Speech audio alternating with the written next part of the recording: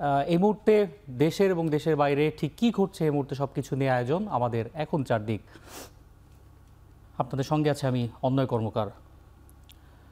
মানবতা বিরোধী অপরাধের মামলায় শেখ হাসিনাকে মৃত্যুদণ্ড দিয়েছেন আন্তর্জাতিক অপরাধ ট্রাইব্যুনাল। তার বিরুদ্ধে আনা 5টি অভিযোগের মধ্যে 4টিতে মৃত্যুদণ্ড ও 1টিতে আমৃত্যু কারাদণ্ড দেওয়া হয়েছে। এছাড়া সাবেক স্বরাষ্ট্রমন্ত্রী আসাদুজ্জামান খান কামালকেও মৃত্যুদণ্ড দেওয়া হয়েছে। তবে রাজসাক্ষী হয়ে সত্য উন্মোচন করায় সাবেক আইজিপি চৌধুরী আবদুল্লাহ মামুনকে 5 বছরের কারাদণ্ড দেওয়া হয়েছে। সোমবার দুপুর 12:30 থেকে শুরু করে বিকেল 3টা পর্যন্ত পড়ে শোনানো হয় 453 পৃষ্ঠার রায়ের সারসংক্ষেপ। ট্রাইব্যুনাল বলেছেন, শেখ হাসিনা সহ 3 আসামির অপরাধ কয়েকটি ধারায় প্রমাণিত হয়েছে। রায় পড়ে শোনানো হয় জুলাই গণঅভ্যুত্থানের সময় বিভিন্ন অডিও ভিডিওতে পাওয়া শেখ হাসিনার মানবতা বিরোধী অপরাধের তথ্য প্রমাণের বিবরণ। ঢাকার যাত্রাবাড়ি, রামপুরা, বাড্ডা, সাভার, আশুলিয়া, রংপুর সহ বিভিন্ন স্থানে যেভাবে প্রাণঘাতী গুলি ব্যবহার করে আন্দোলনকারীদের হত্যা করা হয়েছে সেগুলো সন্দেহাতীতভাবে প্রমাণিত হয়েছে বলেও জানানো হয়। আন্তর্জাতিক অপরাধ ট্রাইব্যুনাল 1-এর এজলাস থেকে রায় ঘোষণার কার্যক্রম সরাসরি সম্প্রচার করে বাংলাদেশ টেলিভিশন। গণঅভ্যুত্থানের সময় হত্যাকাণ্ড সহ মানবতা বিরোধী অপরাধের ঘটনায় করা এটিই প্রথম মামলা যার রায় ঘোষণা করা হয়েছে।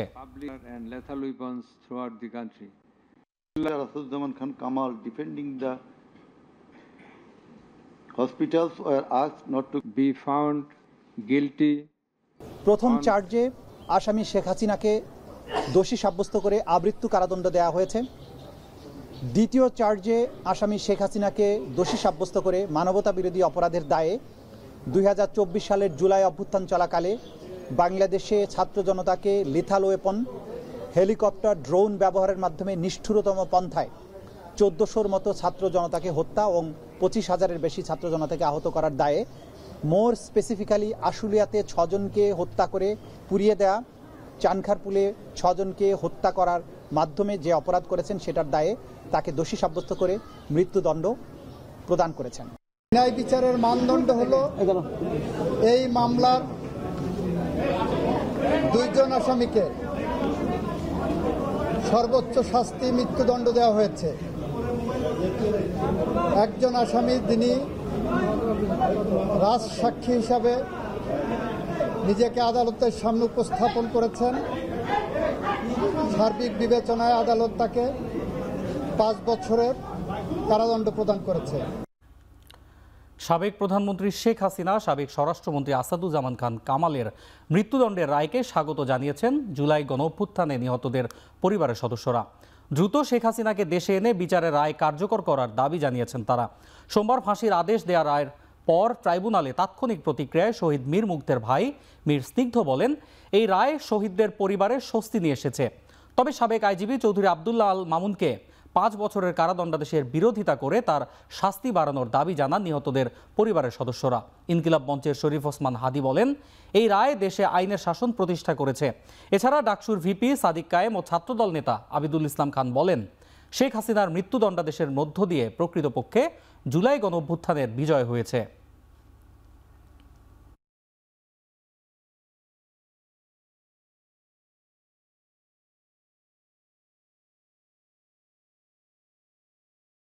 যে রায় ঘোষণা হয়েছে, রায়টা আমরা সাধুবাদ জানাই। খুনি শেখ হাসিনা এবং সাবেক খুনি স্বরাষ্ট্রমন্ত্রীর যেই রায়টি এসেছে সেটির সাথে আমরা একমত পোষণ করছি। যে আইজিপির যে 5 বছরের কারাদণ্ড দেওয়া হয়েছে এতে আমরা কেউ খুশি না। তো আমরাও যেন অপরাধ না করি, এরকম পথভ্রষ্ট হয়ে না যাই, এটা গোটা জাতির জন্য শিক্ষা। হাসিনাকে ভারত থেকে স্বাধীন বাংলাদেশে দ্রুত নিয়ে আসতে হবে। এক্ষেত্রে ইন্টারপোলের সহযোগিতা নিয়ে এবং আন্তর্জাতিক যত মাধ্যম আছে সেই মাধ্যম ব্যবহার করে খুনি হাসিনাকে এবং তার দূষণদেরকে দেশে নিয়ে এসে দ্রুত রায় কার্যকর করতে হবে। প্রাথমিক প্রক্রিয়া তো ঐতিহাসিক রায়, এটা শুধু বাংলাদেশের জন্য, সারা পৃথিবীর জন্য। আমরা আল্লাহর শুকর আদায় করছি। মানবতা বিরোধী অপরাধের মামলায় দীর্ঘ বিচারিক প্রক্রিয়ার পর শেখ হাসিনার মৃত্যুদণ্ডাদেশে ন্যায় বিচার প্রতিষ্ঠিত হয়েছে বলে মন্তব্য করেছেন বিএনপির মহাসচিব মির্জা ফখরুল ইসলাম আলমগীর। সোমবার স্থায়ী কমিটির বৈঠক শেষে গুলশান চেয়ারপারসন কার্যালয়ে ব্রিফিংয়ে তিনি মন্তব্য করেন। মির্জা ফখরুল বলেন, আইনের শাসন ও ন্যায় বিচার প্রতিষ্ঠায় বিএনপি সবসময় দৃঢ় প্রতিজ্ঞ। তার মতে ছাত্র গণঅভ্যুত্থানের ছাত্র, শ্রমিক, নারী, শিশুসহ অসংখ্য মানুষের আত্মদান ও ত্যাগ তিতিক্ষার মধ্য দিয়ে ফ্যাসিবাদী ও দমনপীড়নমূলক আওয়ামী শাসনামলের অবসান ঘটে। বলেন, জনমত ও জনগণের প্রত্যাশা ছিল পতিত স্বৈরশাসক ও তার সহযোগীদের মানবতা বিরোধী অপরাধ, নৃশংস হত্যা ও গণহত্যার দায়ে বিচারের মুখোমুখি করা, যা পূরণ হয়েছে। এ পরিস্থিতিতে জনগণকে সতর্ক থাকার আহ্বান জানান তিনি এবং অন্যান্য মামলায় অভিযুক্তদের ক্ষেত্রেও ন্যায়সঙ্গত বিচার নিশ্চিত করার দাবি তোলেন।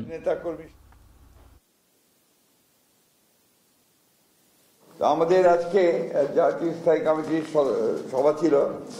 আমার সভা দীর্ঘ বিচারিক প্রক্রিয়ার মধ্য দিয়ে আন্তর্জাতিক মানদণ্ড বজায় রেখে আওয়ামী ফ্যাসিস্ট শেখ হাসিনা তার 2 দোসরের বিরুদ্ধে রায় ঘোষিত হয়েছে।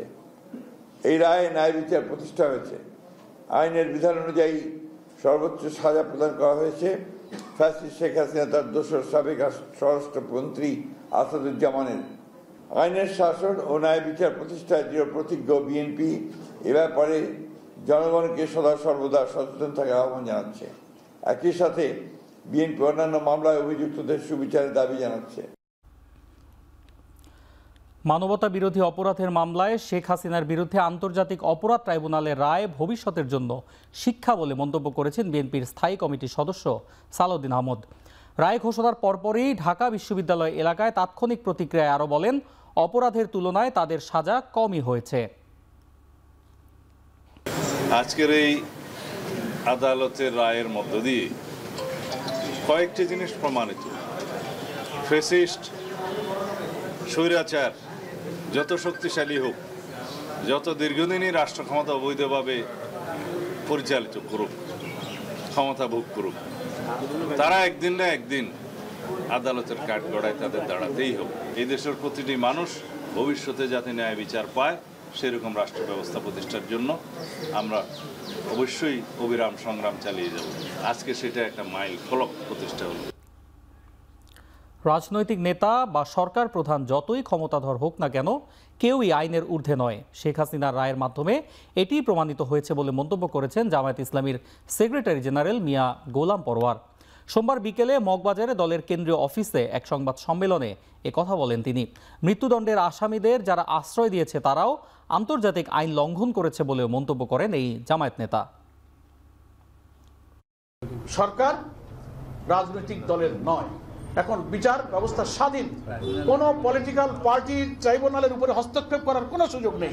এখন কোন রাজনৈতিক দল তো ক্ষমতায় নাই। জাতিসংঘের রিপোর্টে মানবাধিকার এবং গুম কমিশনের রিপোর্টের ডিটেলস প্রশ্নাতীতভাবে এই বিচার হচ্ছে স্বচ্ছ। শেখ হাসিনাকে মৃত্যুদণ্ড দেয়া রায়কে স্বাগত জানিয়েছে এনসিপি। দলীয় কার্যালয়ে সংবাদ সম্মেলনে দলের আহ্বায়ক নাহিদ ইসলাম বলেন, শেখ হাসিনাকে দিল্লি থেকে ফেরত এনে দ্রুত রায় কার্যকর করতে হবে। এর আগে রায় ঘোষণার পর তাৎক্ষণিক প্রতিক্রিয়ায় এনসিপির সদস্য সচিব আক্তার হোসেন বলেন, শুধু মৃত্যুদণ্ড কার্যকর করার মধ্য দিয়ে শেখ হাসিনার গণহত্যা ও মানবতা বিরোধী অপরাধের ন্যায় বিচার করা সম্ভব।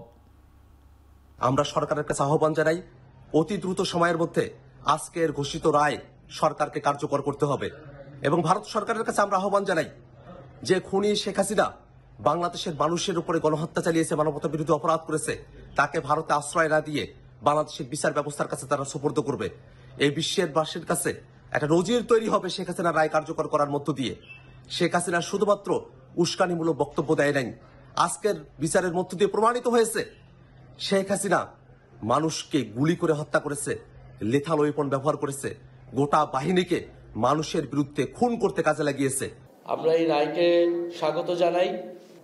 জুলাই বিপ্লবের হাজারো শহীদ এবং কয়েক হাজার আহত যোদ্ধাদের উপর যে জুলুম করা হয়েছিল সেই জুলুমের রায় আমরা আজকে পেয়েছি। মানবতা বিরোধী অপরাধের দায়ে শেখ হাসিনার মৃত্যুদণ্ডকে স্বাগত জানিয়েছেন শিক্ষার্থী সহ সাধারণ জনতা। রায়ের পর ঢাকা বিশ্ববিদ্যালয় এলাকায় আনন্দ মিছিল বের করেন তারা। একই সাথে দাবি জানান শেখ হাসিনা সহ বাকি আসামিদের ভারত থেকে ফিরিয়ে এনে দ্রুত রায় বাস্তবায়নের। সোমবার পূর্ব ঘোষণা অনুযায়ী মানবতা বিরোধী অপরাধের দায়ে অভিযুক্ত শেখ হাসিনা সহ 3 আসামির বিচারের প্রথম রায় সরাসরি দেখতে সকাল থেকেই টিএসসিতে বড় পর্দার সামনে ঢল নামে বিভিন্ন শ্রেণী পেশার মানুষের। পরে বেলা 2:45 যখন আদালত সর্বোচ্চ সাজা ফাঁসির আদেশ দেন তখন উচ্ছ্বাসে ফেটে পড়েন উপস্থিত জনতা। রায়ে বিচারক সর্বোচ্চ সাজার আদেশ দেয় বিভিন্ন স্থানে আনন্দ মিছিল বের করে ছাত্র জনতা। রায় উদযাপনে বিতরণ করে কেক, মিষ্টি। এ সময় শেখ হাসিনা সহ বাকি আসামিদের দ্রুত ফিরিয়ে দিতে ভারতের প্রতি আহ্বান জানান তারা।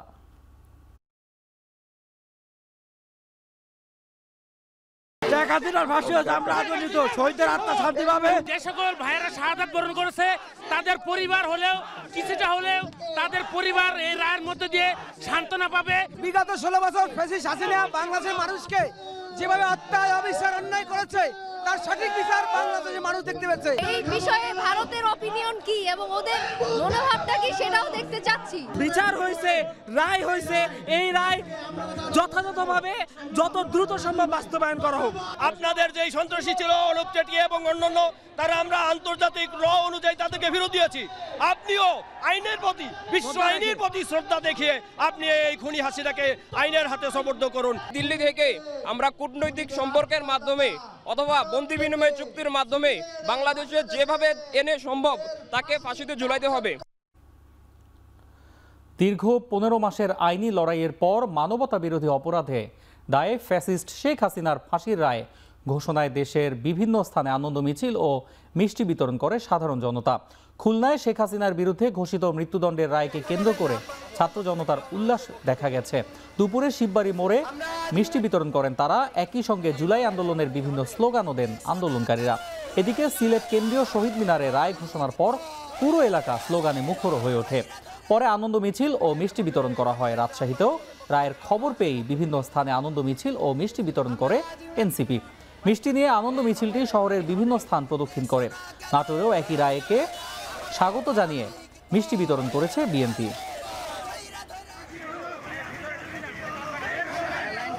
ভাই ঠিক আছে,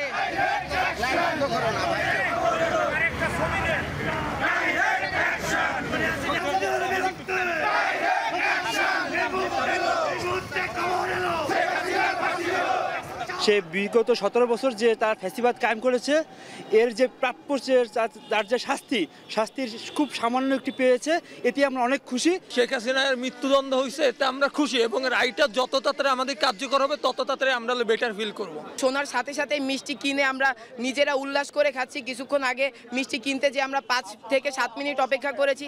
আমরা এই ফাঁসির রায়ে খুবই খুশি। এদিকে আন্তর্জাতিক গণমাধ্যমেও ফলাও করে প্রচার করা হয়েছে জুলাই গণঅভ্যুত্থানে সংঘটিত মানবতা বিরোধী অপরাধের বিচার কাজ। ভারত, পাকিস্তান সহ ইউরোপ, মধ্যপ্রাচ্য এবং যুক্তরাষ্ট্রের গণমাধ্যমগুলোর বিশেষ নজর ছিল এই বিচার কাজের উপর। সরাসরি সম্প্রচার সহ বিশেষ প্রতিবেদনেও উঠে এসেছে বাংলাদেশের সাম্প্রতিক রাজনৈতিক প্রেক্ষাপটের সবচেয়ে আলোচিত এই মামলা। অদূর ভবিষ্যতে বাংলাদেশ কোন দিকে যাবে তা ঠিক করতে পারে আজকের রায়ে, মন্তব্য করেছে ব্রিটিশ সংবাদ মাধ্যম বিবিসি। বার্তা সংস্থা রয়টার্সের বিশ্লেষণে উঠে আসে রাজধানী ঢাকায় বিরাজমান উত্তেজনা ও বিচার কাজ। আদালতের রায়ে হাসিনার প্রতিক্রিয়া নিয়ে প্রতিবেদন প্রকাশ করেছে ভারতের আনন্দবাজার পত্রিকা।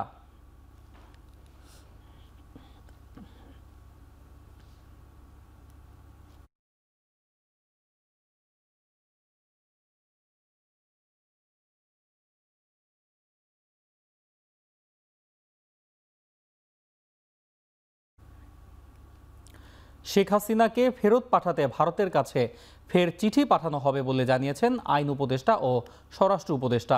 মানবতা বিরোধী অপরাধে আন্তর্জাতিক অপরাধ ট্রাইব্যুনালে শেখ হাসিনার রায় ঘোষণার পর প্রতিক্রিয়ায় একথা জানান তারা। এ সময় আইন উপদেষ্টা বলেন, জুলাই আগস্টের অভ্যুত্থানে এই অপরাধের জন্য পৃথিবীর যে কোনো আদালতেই শেখ হাসিনার একই শাস্তি হতো।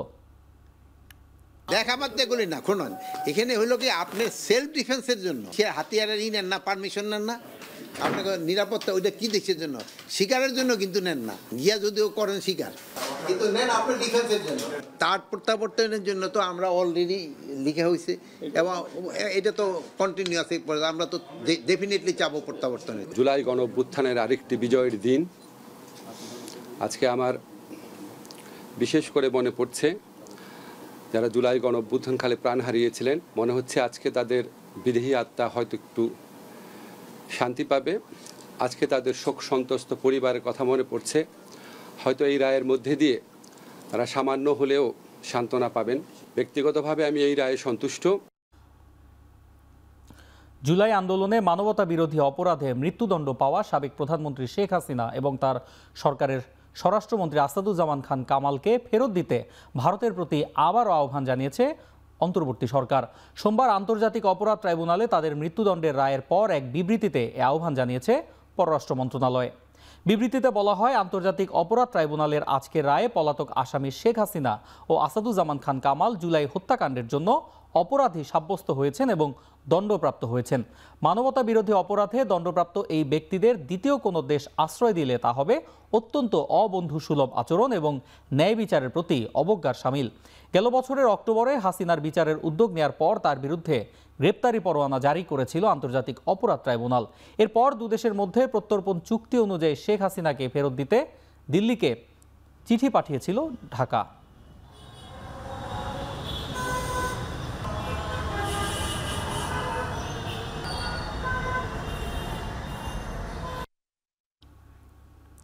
বাংলাদেশের মানুষের স্বার্থের প্রতি প্রতিশ্রুতিবদ্ধ ভারত। দেশটিতে আশ্রয় নেয়া শেখ হাসিনার মৃত্যুদণ্ডের রায়ের প্রতিক্রিয়ায় জানিয়েছে ভারতের পররাষ্ট্র মন্ত্রণালয়।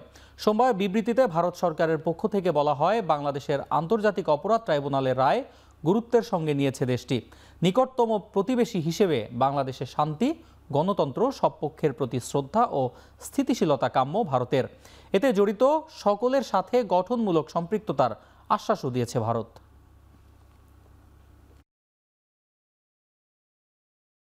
এবারের নির্বাচন গতানুগতিক নয়, বরং দেশ রক্ষার বলে জানিয়েছেন প্রধান উপদেষ্টা ডক্টর মোহাম্মদ ইউনূস। সোমবার সকালে প্রধান উপদেষ্টার কার্যালয়ে সদ্য পদায়ন হওয়া 50 জেলা প্রশাসক সহ দেশের সব জেলার প্রশাসকদের উদ্দেশ্যে বক্তব্যে এ কথা বলেন তিনি। সোমবার সকালে প্রধান উপদেষ্টার কার্যালয়ে সদ্য পদায়ন হওয়া 50 জেলা প্রশাসক সহ দেশের সব জেলার প্রশাসকদের উদ্দেশ্যে বক্তব্যে এ কথা বলেন তিনি। এ সময় আগামী নির্বাচন ও গণভোটে নিরপেক্ষভাবে দায়িত্ব পালনের জন্য জেলা প্রশাসকদের নির্দেশনা দেন তিনি। বলেন, গণভোট যুক্ত হওয়ায় আগামী নির্বাচন আরও তাৎপর্যপূর্ণ হয়েছে। ভোটে জেলা প্রশাসকদের ভূমিকা স্মরণ করিয়ে দিয়ে প্রধান উপদেষ্টা বলেন, দায়িত্ব পালনে কোনোভাবেই ব্যর্থ হওয়ার সুযোগ নেই। আর জেলা প্রশাসক, বিভাগীয় কমিশনার নির্বাচনে, এই যে নির্বাচনে আমরা ঢুকছি সেটা শতাব্দীর নির্বাচন। এটা 100 বছরের জন্য জাতি কোন দিকে যাবে তার গতিপথ নির্ধারণের নির্বাচন। আমরা নির্বাচন বলছি, কিন্তু সঙ্গে যে একটা বড় একটা জিনিস আছে গণভোট, সেটার কথা উল্লেখ করিনি পর্যন্ত। একটা হলো 5 বছরের জন্য, আরেকটা হলো 100 বছরের জন্য। কাজে দুটি এই দায়িত্ব আমাদেরকে বহন করতে হবে, 100 বছরেরটাও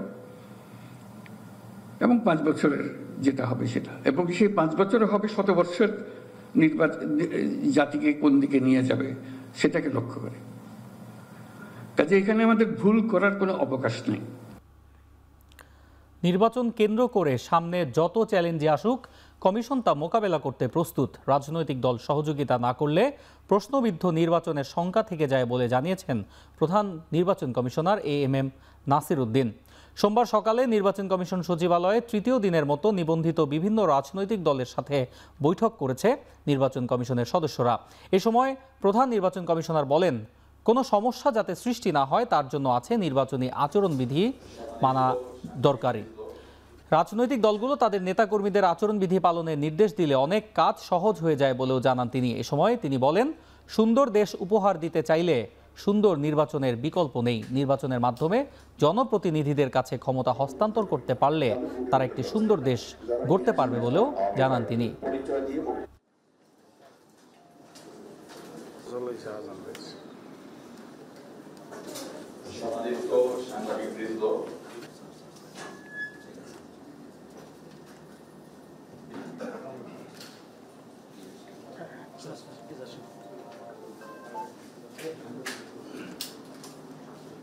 আমাদের তরফ থেকে যাবতীয় প্রস্তুতি গ্রহণ করা হবে একটা সুষ্ঠু সুন্দর নির্বাচন পরিবেশ সৃষ্টির জন্য আমরা চেষ্টা করে যাব। আমাদের নিয়ত একদম পরিষ্কার, আমাদের কমিটমেন্ট পরিষ্কার। তো আমরা সেভাবে কাজ করছি, যত ঝঞ্ঝা, যত সাইক্লোন, ঝড় আসুক না কেন, আমরা এটা মোকাবেলা করে একটা সুষ্ঠু সুন্দর পরিবেশ এনশিওর করার জন্য যত পদক্ষেপ নেওয়া দরকার আমরা আমাদের পক্ষ থেকে নেব। খুলনায় ট্রিপল মার্ডারের ঘটনায় এখনও কোনো মামলা হয়নি, আটকও নেই কেউ। নৃশংস এই খুনের ঘটনায় এলাকায় আতঙ্ক ছড়িয়ে পড়েছে। কয়েক দফা চেষ্টা করেও এ বিষয়ে মুখ খুলতে চাননি পুলিশ কর্মকর্তারা। স্বজনরা জানান, নৃশংসভাবে খুন হওয়া 2 শিশু ও তাদের নানির মরদেহ ময়না তদন্ত শেষে নেওয়া হবে পূর্ব রূপসার বাগমারায়। পরিবার বলছে, দাফন শেষে তারা মামলার ব্যাপারে এগোবেন। এদিকে এমন বর্বর হত্যাকাণ্ডে হতবাক স্থানীয় বাসিন্দারা। দ্রুত তদন্ত ও কঠোর শাস্তি দাবি তাদের। এর আগে রবিবার রাতে 8টার দিকে দক্ষিণ টুটপাড়ার একটি বাড়ির পাশে মুরগির খামার থেকে উদ্ধার করা হয় 3 জনের লাশ। 2 সন্তানকে নানির কাছে রেখে কাজে গিয়েছিলেন দম্পতি। সন্ধ্যায় ফিরে পান 3 জনকেই মৃত অবস্থায়।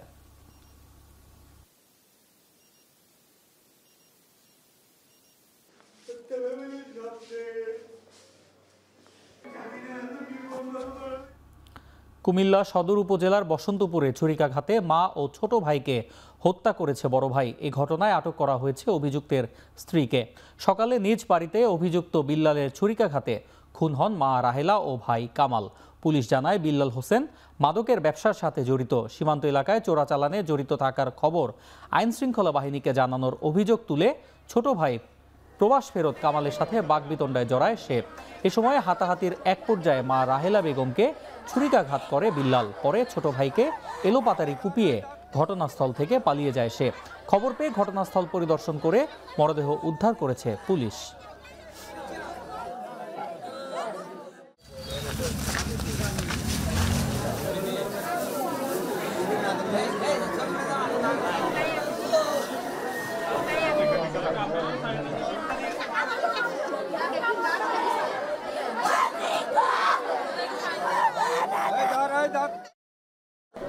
বিল্লালে মাদক নিয়ে আসছে, আসাতে বিল্লালের স্ত্রী বলছে সে কামালে ইনফরমেশন দেয়।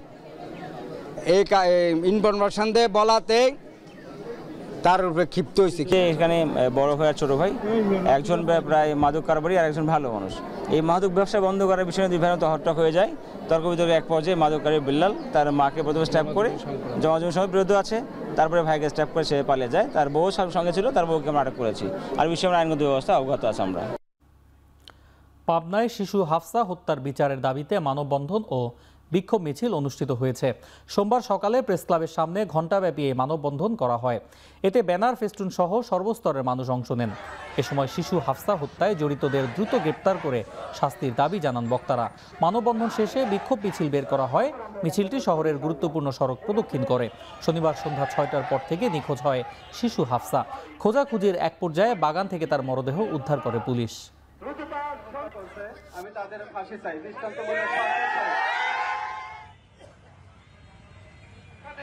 উপস্থিত হবেন বিশেষ করে স্কুল কলেজের কিছু এক কর্পোরেশন ও এক পে স্কেল বাস্তবায়ন সহ কারখানায় নিরবচ্ছিন্ন গ্যাস সরবরাহের দাবিতে মহাসড়ক অবরোধ করে বিক্ষোভ করেছেন ব্রাহ্মণবাড়িয়ার আশুগঞ্জ সার কারখানার শ্রমিক কর্মচারীরা। সোমবার সকালে কারখানার প্রধান ফটকের সামনে সড়ক অবরোধ করে বিক্ষোভ করেন তারা। পরে সেখানে সমাবেশ অনুষ্ঠিত হয়। এ সময় এক কর্পোরেশন ও এক পে স্কেল বাস্তবায়ন সহ কারখানায় নিরবচ্ছিন্ন গ্যাস সরবরাহের দাবি জানান তারা। দ্রুত সময়ের মধ্যে দাবি মানা না হলে ঢাকা সিলেট মহাসড়ক অবরোধের হুঁশিয়ারি দেওয়া হয়। তাদের অভিযোগ, গ্যাস সরবরাহ বন্ধ থাকায় গত 1 মার্চ থেকে আশুগঞ্জ সার কারখানায় ইউরিয়া উৎপাদন বন্ধ রয়েছে। এতে প্রতিদিন গড়ে 1150 টন ইউরিয়া সার উৎপাদন ব্যাহত হচ্ছে। এ অবস্থায় শুধুমাত্র টেকনিশিয়ান ও অপারেটরদের মজুরি স্কেলে রেখে বাকি সবাইকে বেতন ভাতা দেওয়া হয় জাতীয় পে স্কেলে। একই কারখানার শ্রমিক কর্মচারীদের জন্য 2টি বেতন কাঠামো বৈষম্যমূলক বলেও জানান তারা। বৈষম্য দূরীকরণ করতে গিয়ে কর্তৃপক্ষ যাদের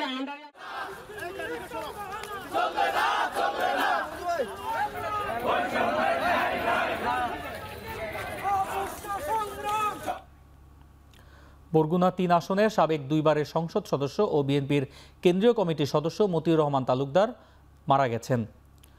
সোমবার সন্ধ্যা 7টায় ঢাকার এভারকেয়ার হাসপাতালে চিকিৎসাধীন অবস্থায় মারা যান তিনি। তার স্বজনরা জানান, দীর্ঘদিন ধরে তিনি নানা রোগে ভুগছিলেন। সকালে হঠাৎ বুকে ব্যথা হলে তাকে হাসপাতালে ভর্তি করা হয়। আসন্ন ত্রয়োদশ জাতীয় সংসদ নির্বাচনে বগুড়া 1 আসন থেকে স্বতন্ত্র প্রার্থী হিসেবে নির্বাচন করার কথা ছিল তার। এজন্য এই আসনের বিভিন্ন এলাকায় নির্বাচনী জনসংযোগ করছিলেন তিনি।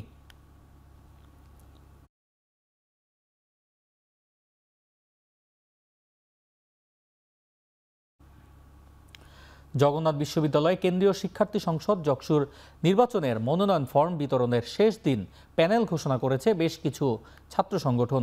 ছাত্রদল ও ছাত্র অধিকার পরিষদ ঐক্যবদ্ধ নির্ভীক জবিয়ান নামে যৌথ প্যানেল ঘোষণা করে। ছাত্রদলের সভাপতি রাকিবুল ইসলাম রাকিব ভিপি প্রার্থী হিসেবে নাম ঘোষণা করেন। ছাত্র অধিকার পরিষদের জবি শাখার সভাপতি AKM রাকিবের নাম। জিএস প্রার্থী সদ্য ছাত্রদলে পদ পাওয়া খাদিজাতুল কোবরা এবং এজিএস হিসেবে ঘোষণা করা হয় ছাত্রদলের BM আতিকুর রহমান তানজিলের নাম।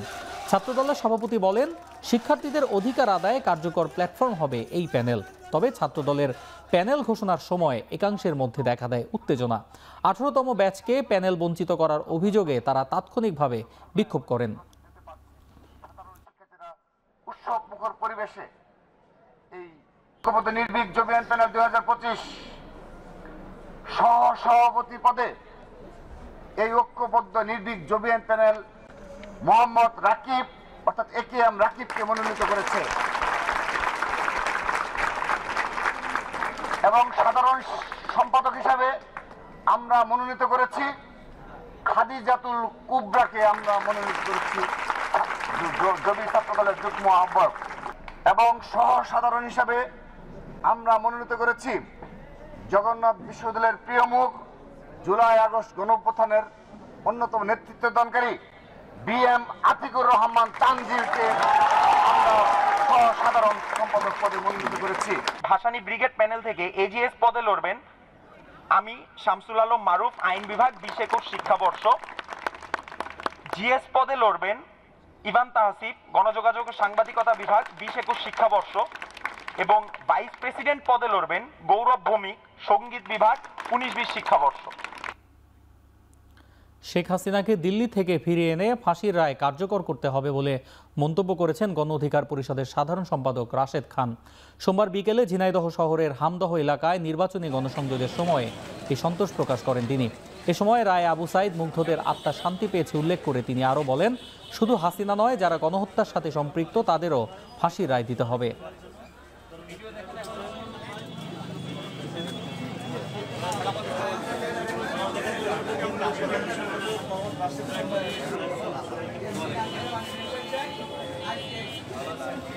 বাবা তোমার নাম কি? আব্দুল রহমান। এই হ্যান্ডশেক করে দাও, তোমার হাতে দাও তো, দাও। এই যে বাবা।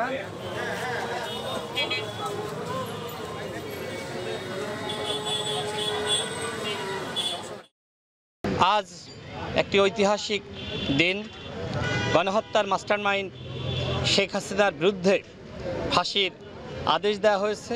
এখন আমাদের পরবর্তী দায়িত্ব হলো শেখ হাসিনাকে দিল্লি থেকে বাংলাদেশে ফিরিয়ে এনে তার মৃত্যুদণ্ড কার্যকর করা।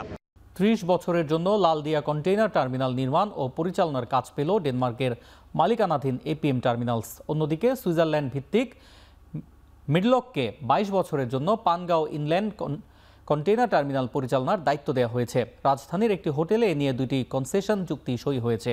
তড়িঘড়ি করে চুক্তি নিয়ে নানা মহলে সমালোচনা হলেও এ নিয়ে কোনো শঙ্কা নেই বলে জানিয়েছেন নৌ উপদেষ্টা। সোমবার সকালে ঢাকার ইন্টারকন্টিনেন্টাল হোটেলে এই চুক্তি স্বাক্ষরিত হয়। চুক্তি অনুযায়ী আগামী 4 বছরে 4টি নৌবন্দর, একটি বিমানবন্দর যাত্রা শুরু করবে, যা বাংলাদেশকে ম্যানুফ্যাকচারিং হাব হিসেবে তৈরি করতে সাহায্য করবে বলে মনে করেন PPBর প্রধান নির্বাহী আশিক চৌধুরী। এ সময় লালদিয়া কন্টেইনার টার্মিনালে $55 কোটি বিনিয়োগ ভবিষ্যৎ প্রজন্মের জন্যই বলে জানান নৌ উপদেষ্টা।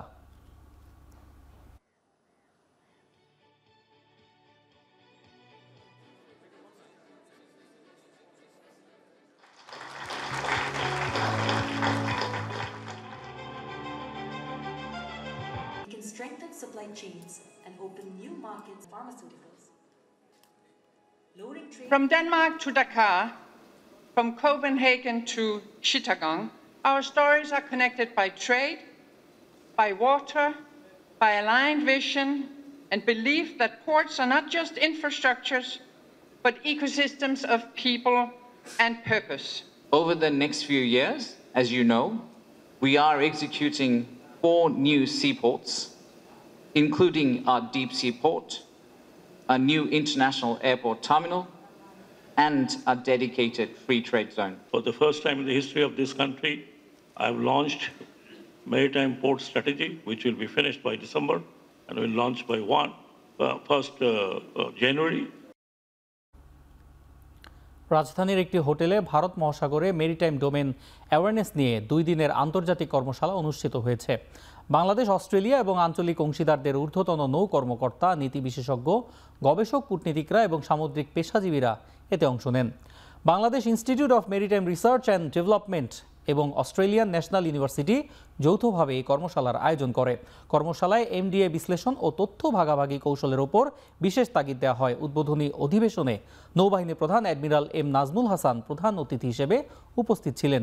Institute of maritime research and ডেভেলপমেন্টের চেয়ারম্যান রিয়ার অ্যাডমিরাল মীর এরশাদ আলী ও অস্ট্রেলিয়ান হাইকমিশনার সুজান রাইল বিশেষ অতিথি হিসেবে অনুষ্ঠানে উপস্থিত ছিলেন। National Security College and the participation of thinking to pattern-centric understanding. আন্তর্জাতিক খনি উত্তোলনকারীদের অতিরিক্ত ভিড়ের কারণে গণতান্ত্রিক কঙ্গো প্রজাতন্ত্রের একটি তামা ও কোবাল্ট খনির সেতু ধসে অন্তত 32 জন নিহত হয়েছেন। রোববার দেশটির দক্ষিণ পূর্ব লুয়ালাবা প্রদেশে এই হতাহতের ঘটনা ঘটে। প্রবল বৃষ্টিপাতে আগাম ভূমিধসের আশঙ্কায় কর্তৃপক্ষ আনুষ্ঠানিকভাবে খনিটি বন্ধের নির্দেশনা দিলেও তা না মেনে সেখানে ভিড় জমায় খনি শ্রমিকরা। আর এতেই হুড়োহুড়ি করে পার হতে গিয়ে নির্মাণাধীন সেতুটি ধসে পড়ে। তবে কঙ্গোর একটি খনি সংগঠনের দাবি, ঘটনাস্থলে খনি উত্তোলনকারীদের ওপর গুলি চালায় আইন শৃঙ্খলা বাহিনী। দীর্ঘদিন ধরে খনি উত্তোলন নিয়ে স্থানীয়দের সঙ্গে সরকারের বিরোধ চলে আসছে।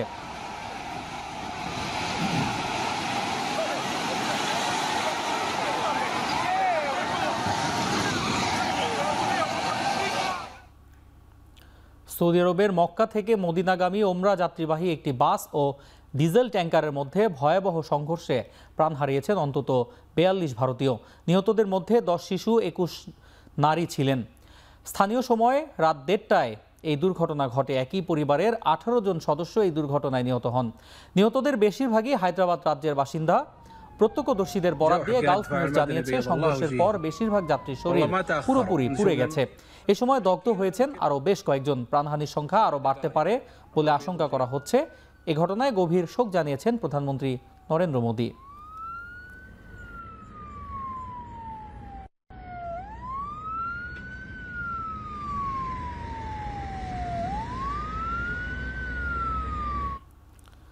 দু সালে ইস্তাম্বুলে সৌদি সাংবাদিক জামাল খাশোগির হত্যাকাণ্ডের পর প্রথমবারের মতো যুক্তরাষ্ট্র সফরে যাচ্ছেন সৌদি প্রিন্স মোহাম্মদ বিন সালমান।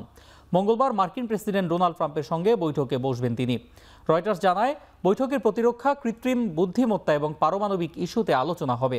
গেল মে মাসে সৌদি সফরের সময় যুক্তরাষ্ট্রের বাজারে $600 বিলিয়ন বিনিয়োগের প্রতিশ্রুতি দিয়েছিল রিয়াদ। এটি আদায়ের লক্ষ্যেও এই বৈঠকে আলোচনা হবে বলে জানা গেছে।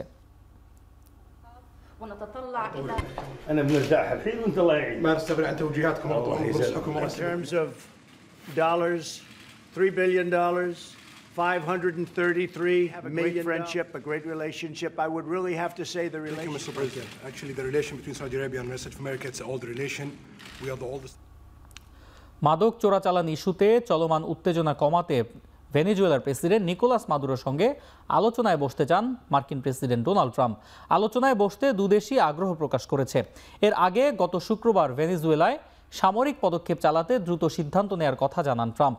বিপরীতে যে কোনো ধরনের সম্ভাব্য মার্কিন পদক্ষেপ মোকাবিলায় দেশের সেনা ও সাধারণ মানুষদের প্রস্তুত থাকার নির্দেশনা দেয় ভেনেজুয়েলা সরকার। কয়েক মাস ধরে ক্যারিবিয়ান সাগরে মাদক পরিবহনের অভিযোগ এনে ভেনেজুয়েলার পতাকাবাহী জাহাজে হামলা চালিয়ে আসছে মার্কিন নৌবাহিনী। তবে শুরু থেকে ভেনেজুয়েলার অভিযোগ, মূলত প্রেসিডেন্ট মাদুরোকে ক্ষমতাচ্যুত করতেই এমন পদক্ষেপ চালাচ্ছে পেন্টাগন।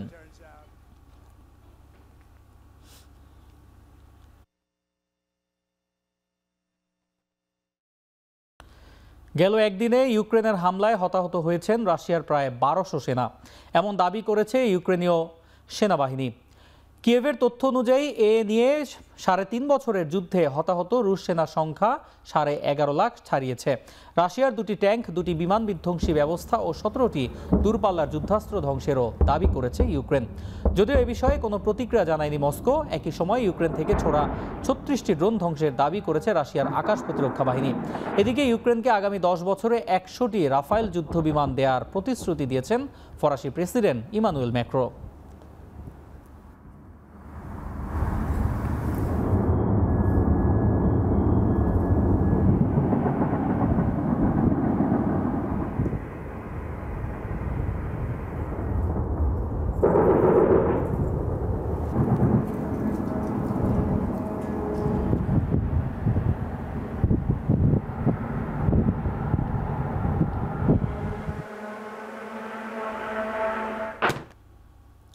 যৌন নিপীড়নকারী জেফ্রি এপস্টেইনের নথি প্রকাশের পক্ষে ভোট দিতে মার্কিন প্রতিনিধি পরিষদের রিপাবলিকান সদস্যদের আহ্বান জানিয়েছেন ডোনাল্ড ট্রাম্প। রোববার রাতে ট্রুথ সোশ্যালে দেয়া পোস্টে মার্কিন প্রেসিডেন্ট দাবি করেন এপস্টেইন কাণ্ডে তাদের লুকানোর কিছু নেই, যদিও শুরু থেকেই ট্রাম্প এই নথি প্রকাশের বিপক্ষে ছিলেন। চলতি সপ্তাহে মার্কিন প্রতিনিধি পরিষদে এপস্টেইনের নথি প্রকাশ বিষয়ক একটি প্রস্তাবে ভোটাভুটি হওয়ার কথা ছিল। প্রস্তাবটি পাশ হলে এপস্টেইনের গোপন নথি জনসাধারণের সামনে প্রকাশ করবে মার্কিন বিচার বিভাগ, যদিও তার আগের প্রস্তাবটি সিনেটে পাশ হতে হবে। বিবিসির প্রতিবেদনে বলা হচ্ছে বেশ কয়েকজন রিপাবলিকান আইন প্রণেতাও চান এপস্টেইনের নথি জনসমক্ষে আসুক, তাই শেষ মুহূর্তে সিদ্ধান্ত বদলাতে বাধ্য হলেন ট্রাম্প।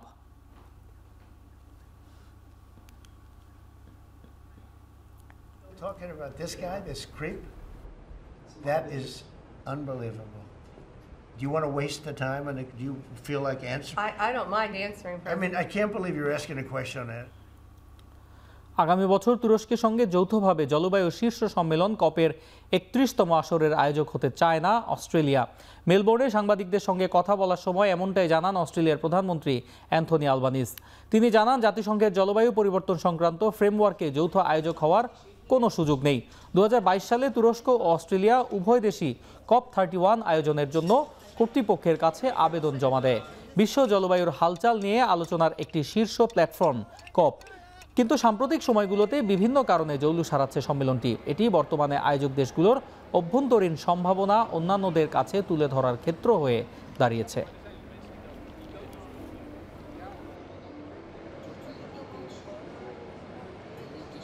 খেলার খবর, নারী কাবাডি বিশ্বকাপ 2025 দ্বিতীয় নারী কাবাডি বিশ্বকাপে শুভ সূচনা করেছে স্বাগতিক বাংলাদেশ। সোমবার মিরপুরের শহীদ সোহরাওয়ার্দী ইনডোর স্টেডিয়ামে 11 জাতি আসরের উদ্বোধনী ম্যাচে বাংলাদেশ 2 লোনা সহ 42-22 পয়েন্টে হারিয়েছে আফ্রিকান চ্যাম্পিয়ন উগান্ডাকে।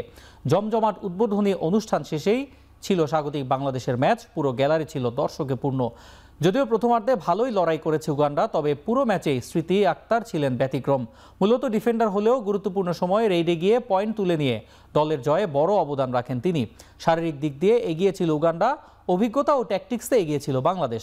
প্রথমার্ধে বাংলাদেশ মাত্র 2 পয়েন্টে এগিয়ে ছিল। বিরতির পরও উগান্ডা বেশ কিছুক্ষণ ছিল খেলায়, তবে ডু অর ডাই রেইডে দুজনকে ঘায়েল করে স্মৃতি দারুণভাবে দলকে ম্যাচে ফেরান। দ্বিতীয়ার্ধে 2বার উগান্ডাকে অল আউট করে ব্যবধান অনেক বাড়িয়ে নেয় বাংলাদেশ। শেষ পর্যন্ত ম্যাচটা জিতে নেয় 42-22 পয়েন্টে। দারুণ জয়ে আসর শুরু করা বাংলাদেশ মঙ্গলবার বিকেল 5টায় এই গ্রুপের দ্বিতীয় ম্যাচে মুখোমুখি হবে জার্মানির। বুধবার উগান্ডা তাদের দ্বিতীয় ম্যাচ খেলবে থাইল্যান্ডের সঙ্গে।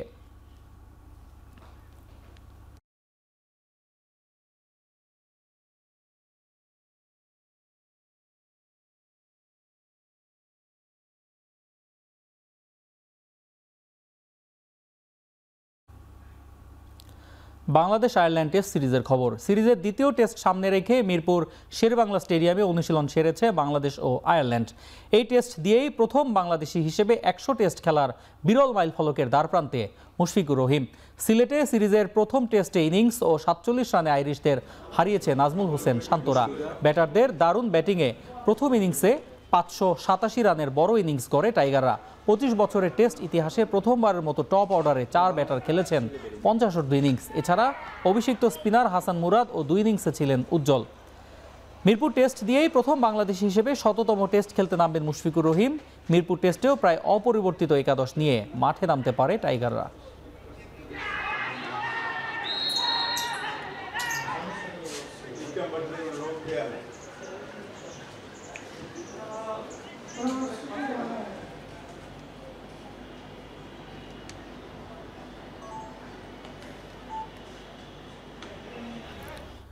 আসন্ন বিপিএলে দেখা যাবে না ওপেনার তামিম ইকবালকে। নিজের শারীরিক অবস্থার কারণে নিজেকে ঘরোয়া ক্রিকেটের সবচেয়ে বড় আসর থেকে সরিয়ে নিয়েছেন তিনি। ক্রিকবাসকে এক সাক্ষাৎকারে তামিম ইকবাল জানান, এরই মাঝে ড্রাফট থেকে নিজের নাম সরিয়ে নিতে অনুরোধ জানিয়েছেন তিনি।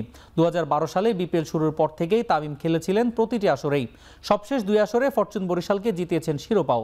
সব মিলিয়ে নামের পাশে আছে 3 শিরোপা। তবে চলতি বছরের মাঝপথে ডিপিএল চলাকালে হার্ট অ্যাটাক করেন তামিম। এরপর থেকেই খেলার মাঠে নেই তিনি। এবার নিজেকে সরিয়ে নিয়েছেন পরের আসর থেকেও। অবশ্য বিপিএলের পরবর্তী আসরে দেখা যাবে না তার সবশেষ দল ফরচুন বরিশালকেও।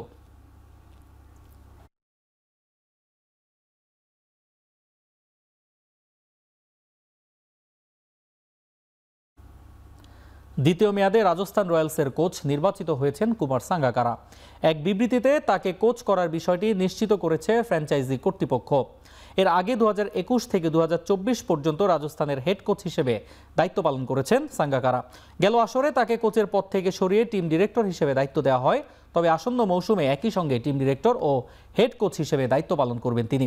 সাঙ্গাকারার কোচিংয়ে 2022 আইপিএল এর ফাইনাল ও 2024 আইপিএল এর প্লে অফে খেলেছিল রাজস্থান রয়্যালস। লঙ্কান কিংবদন্তির সহকারী কোচ হিসেবে কাজ করবেন বিক্রম রাঠোর।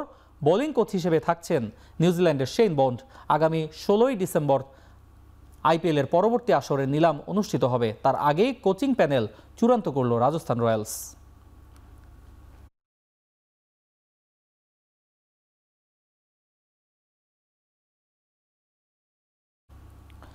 ইনজুরির কারণে ওয়েস্ট ইন্ডিজের বিপক্ষে চলমান ওয়ানডে সিরিজ থেকে ছিটকে গেছেন নিউজিল্যান্ডের ক্রিকেটার ড্যারিল মিচেল। তার জায়গায় ডাক পেয়েছেন হেনরি নিকোলস। সিরিজের প্রথম ওয়ানডেতে ওয়েস্ট ইন্ডিজের বিপক্ষে 7 রানের জয়ের ম্যাচে 118 বলে 119 রানের অনবদ্য এক ইনিংস খেলেছিলেন মিচেল। সেই ম্যাচে গ্রেন ইনজুরিতে পড়েন তিনি। মেডিকেল স্ক্যানের জন্য ক্রাইস্টচার্চে দ্বিতীয় ওয়ানডেতে খেলতে পারেননি তিনি। এই পরীক্ষায় তার ইনজুরির বিষয়টি ধরা পড়ে। মিচেলের জায়গায় ওয়ানডে সিরিজের দলে হেনরি নিকোলসকে ডাকা হয়েছে। চলতি বছরের এপ্রিলে জাতীয় দলের হয়ে শেষবার ওয়ানডে খেলেছিলেন তিনি। ঘরোয়া লিগ ফোর্ড ট্রফিতে দারুণ ফর্মে থাকলেও মূল একাদশে জায়গা পেতে মার্ক চ্যাপম্যানের সঙ্গে লড়তে হবে তাকে।